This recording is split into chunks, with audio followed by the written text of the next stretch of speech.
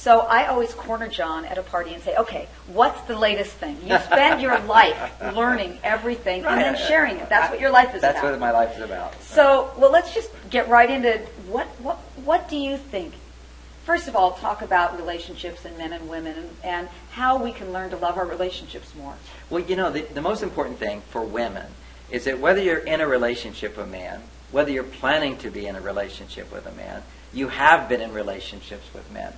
And that's a whole half the world's population. Mm-hmm. And it's wonderful if you can have a positive relationship with half the world's population instead of just cutting them out.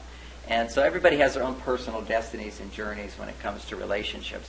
But if we can make sure that the relationship that we have are fulfilling and positive, it makes life so much more positive.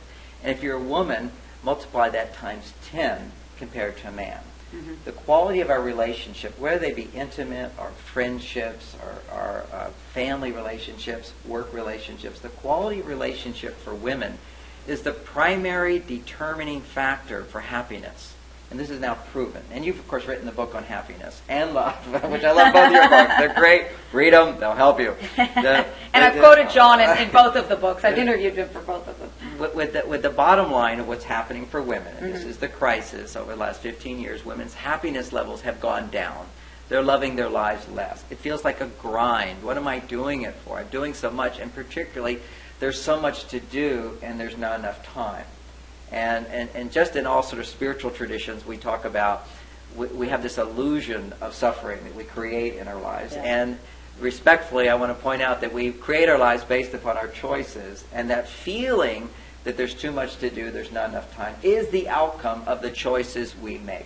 Mm-hmm. Now, it's sort of misdirecting to say it's choices we make, because sometimes we can't choose. We're just having automatic reactions. Women often say yes to too many things when they should say no. But saying no doesn't feel very soft and feminine and feel good. But we have to recognize that if you don't take care of yourself, then you can't say yes to the world. Mm-hmm. And they have to go hand in hand. And if you just keep saying yes and yes, then you become exhausted. And exhaustion becomes your justification for saying no. So many women will take on so much, and then finally you can now say, no, I can't do it because I'm doing so much. Rather than, I'm having a nice day, sunning myself, going for a walk, I got a massage, and I'm taking a day for me today. It's simply that. It's like having the permission to say, I need time for me. Now, women throughout history have never needed to draw that line because the culture drew that line for women.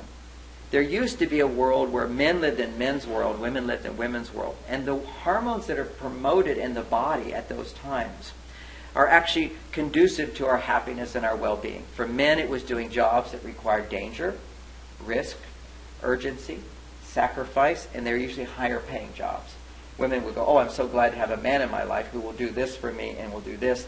And therefore, I will be able to have the life that I want and the life of my dreams, which would be, for many women, would be, I want to have children. I want to have the time to be with my children. When my children grow up, then I can do more in my community. Right. But the bottom line is that women don't have that lifestyle choice today. Yeah. And so suddenly she's having to earn a living, going to the work world, which is promoting a hormone called testosterone.